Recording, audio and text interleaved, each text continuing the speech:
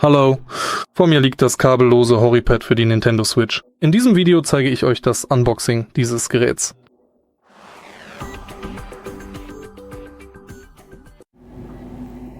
Zu Beginn werfen wir einen Blick auf die Originalverpackung. Oben sehen wir eine Vorschau des Controllers, den wir im Inneren finden. Und dieser Controller ist ein offiziell lizenziertes Produkt von Nintendo. Auf der Rückseite finden wir einige Spezifikationen, zum Beispiel eine kabellose Reichweite von bis zu 10 Metern, eine Akkulaufzeit von bis zu 20 Stunden und ein USB C Kabel ist enthalten.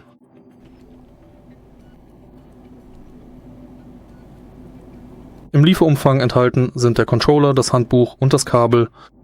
Außerdem ist dieser Controller mit einem Beschleunigungssensor und einem Gyroskop für Bewegungssteuerung ausgestattet. Jetzt machen wir mit dem Öffnen weiter. Zuerst müssen diese Klebestreifen entfernt werden.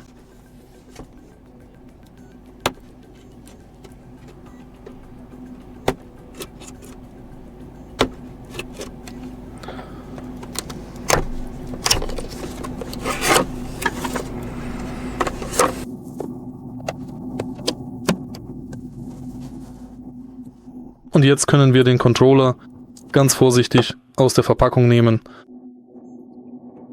Auf den ersten Blick sehen wir das Benutzerhandbuch. Als nächsten Schritt in unserem Prozess suchen wir nun das passende Kabel. Und ganz am Ende der Suche werden wir dann schließlich auch noch den Controller finden.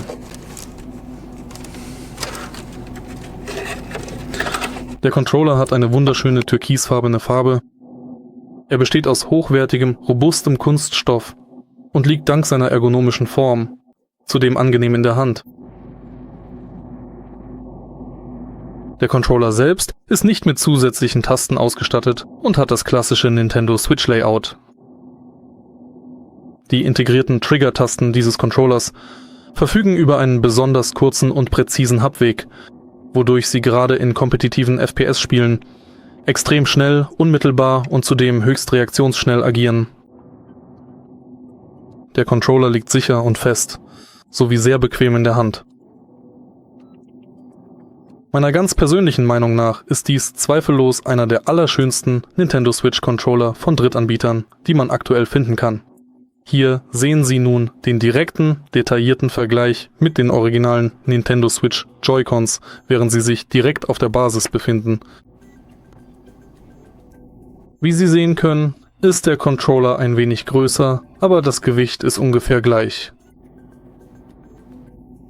Ich würde sogar sagen, dass dieser Controller ein wenig leichter ist, wegen der Hohlräume genau hier. Trotzdem ist dieser Controller dennoch zweifellos aus äußerst hochwertigen, robusten und langlebigen Materialien gefertigt worden. Wenn Ihnen dieses Video geholfen hat, hinterlassen Sie bitte ein Like, einen Kommentar und abonnieren Sie den Kanal.